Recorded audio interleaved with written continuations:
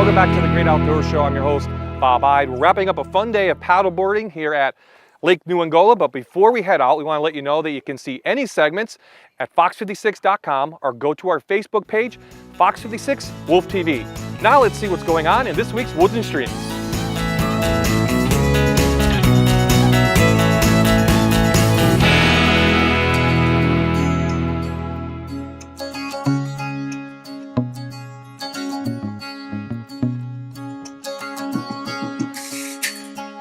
I'm Brian Bilotis, and we're up in Wayne County fishing a private pond. We're going to be showing some kids how to get into pan fishing, bluegills, crappie, perch, and then later on in the show we might get into doing some bass fishing if they're interested. And we got some baits set up, so we'll see what we can do. And hi, I'm Brian Bilotis Jr. here today, and we're just basically teaching the fundamentals of fishing here and there. And we have a bunch of lures here set up on the table, and we're just hoping to have a fun day today, catch a lot of fish. So what we're going to do now, guys, we're going to set up just a simple bobber and a hook with either a minnow or a little night crawler for some bluegills, okay? So we're going to take the hook and we're going to tie the hook on the end of the line. What I usually do is a tri-ling knot. Just go around about 7 or 8 times. I spin the hook and we're going to go through this loop, through that loop, and then with the loop that we just created, we're going to go back through this again and then just pull it tight. Just a very simple knot for kids to tie or anybody. And then we're just gonna, take the bobber, and right now we're gonna go up about 18 inches. You could go up further if the ponds are deeper. All right, and it's pretty simple. It's really calm today, so we don't need a sinker to get the worm down. If it was a little windy, you might want to put a little split shot or a sinker above the hook, maybe 6 or 8 inches, just to get the bait down.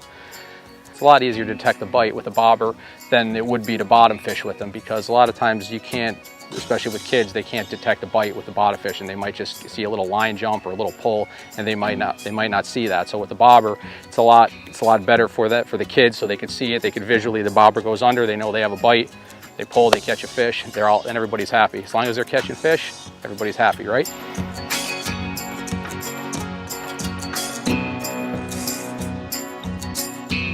All right, so he's got a little bluegill here. So basically taking these off, you want to watch their little their dorsal fin up here, their spikes. So what you want to do is you want to come from behind them, protect yourself with that thumb, and just kind of hold them just like that.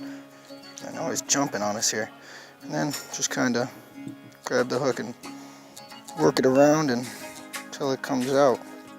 Just like that. He's ready to go. You want to touch him and throw him back? Ready? Just put your thumb right back there on him. There you go, you got him. There you go. I'll give you a better look at it. There you go. Got him. There you go. You got him. Nice job. There you go. Good job, buddy.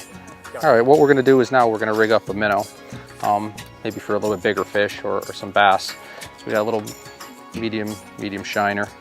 What we're going to do is we're going to take the hook and we're just going to go right through the lips of the minnow. You don't want to get it up too high and get it through his head, because then you'll kill the fish.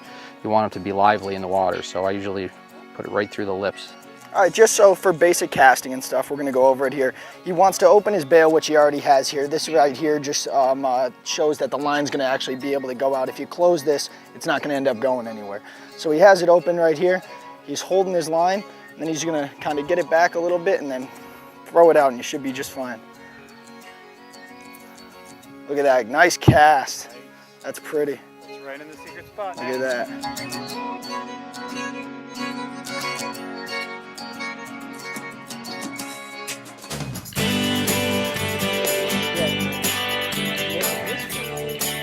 Nick, you go to Jersey, right?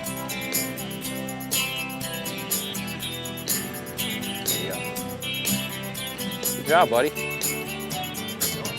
That's for him. You want to try taking it off the hook? You want to hold it? You want to take it off the hook?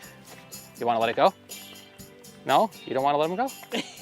You could grab him by his mouth if you want. Your fingers are small enough. You could grab him right by his lip and hold him like that. Then you don't have to worry about the spiky things. You want to try? You want to touch him or no? You want to just touch him while I hold him? Okay, a couple things you could do with your minnows to keep them fresh, especially in the summer when the water's really warm. Some buckets come with a bubbler, like an aerator. They usually work off of like 2 AA batteries or a C battery, and that'll keep them fresh throughout the day. If you don't have that, what you want to do is you want to make sure you change your water maybe every half hour, depending on how hot it is, maybe every even 15 minutes. But I would say in the summer months, every half hour to an hour, just to keep the fish fresh, the bait fish fresh, so they have fresh oxygen in the water.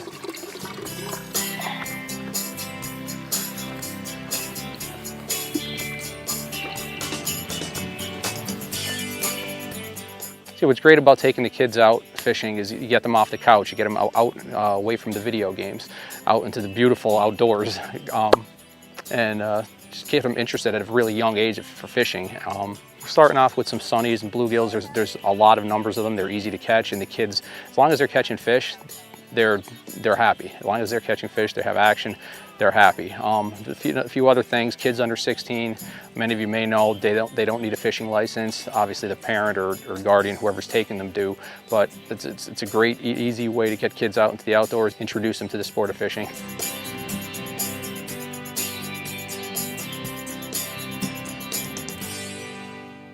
And so this is actually a sunny. It looks like a bluegill, but it has a little bit more orangish in it if you see it. It's a little sunny. Yeah,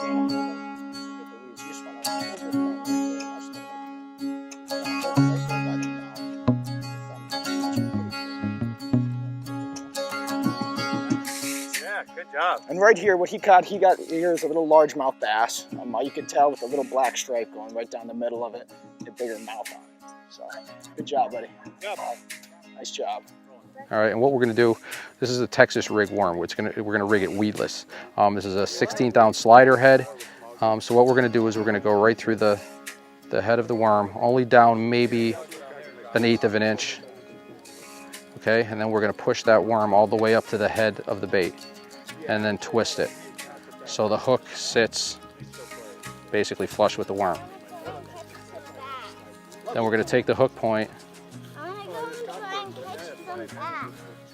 and put it up in the worm, so basically it's weedless right now.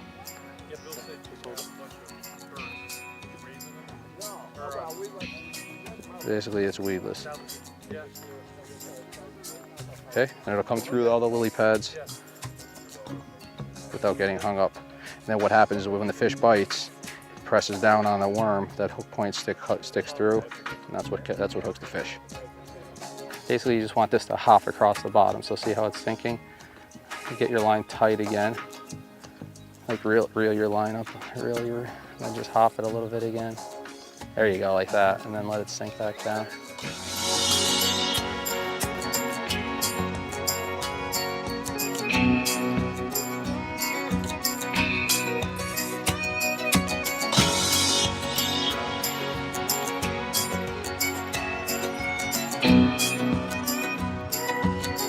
Trying to get away.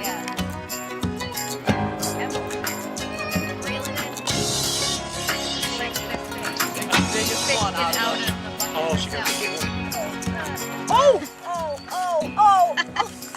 Oh, she caught a bass.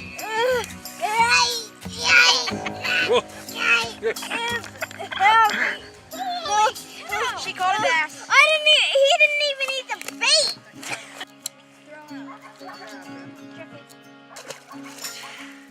Nice job. All right, we're wrapping up our evening here now in Wayne County. I'm fishing at the pond with the kids. We caught a bunch of fish today, including bluegills, sunnies. We caught a couple perch and even some nice bass we got too. So it was a good day. Everyone caught a bunch of fish. We all had a fun time. You guys have fun? Yeah.